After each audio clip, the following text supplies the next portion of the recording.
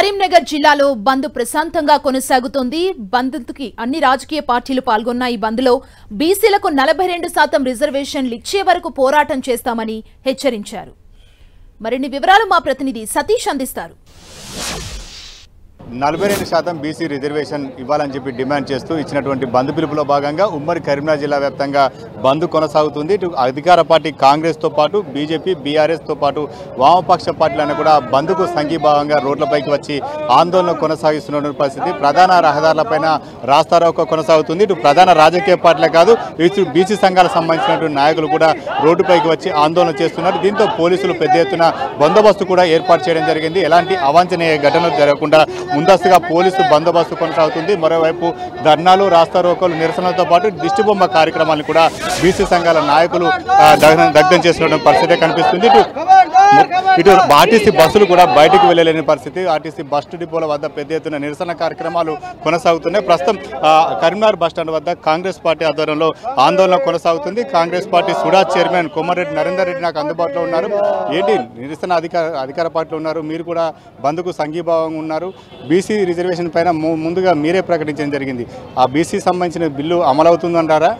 ఇప్పుడు మేము అధికారంలో లేనప్పుడు కామారెడ్డి డిక్లరేషన్, బీసీ డిక్లరేషన్ ద్వారా స్పష్టంగా రాహుల్ గాంధీ గారి సమక్షంలో రాహుల్ గాంధీ గారి ద్వారా ఈ బీసీ 42% రిజర్వేషన్ అమలు పరుస్తామని చెప్పి అధికారంలోకి వస్తాం, ప్రజలకు మాట ఇచ్చినాం.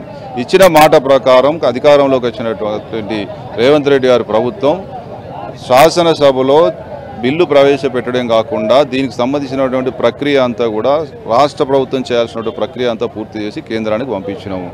గవర్నర్ గారు దగ్గర పెట్టుకున్నారు.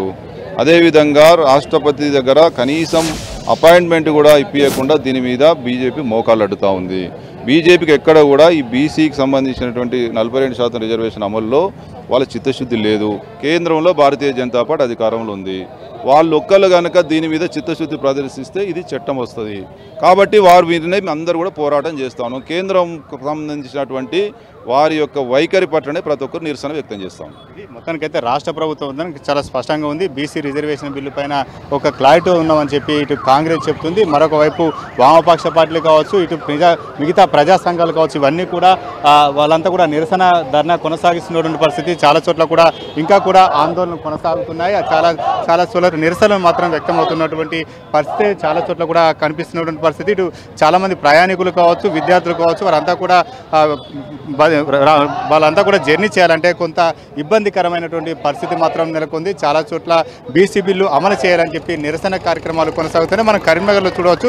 ఈ రకంగా తలకిందులు పెట్టి కొంత నిరసన వ్యక్తం చేస్తున్న వారు కూడా కరీంనగర్లో కొనసాగుతున్నటువంటి పరిస్థితి కరీంనగర్లో కనిపిస్తుంది. ఈ రకంగా నిరసనలు కూడా చేస్తున్నారు. చాలా చోట్ల రవాణా ఎక్కడికక్కడ నిలిచిపోయినటువంటి పరిస్థితి అయితే ఉమ్మడి కరీంనగర్ జిల్లా వ్యాప్తంగా కనిపిస్తుంది. కెమెరా పర్సన్ సుధీర్తో సతీష్, 10 టీవీ, కరీంనగర్.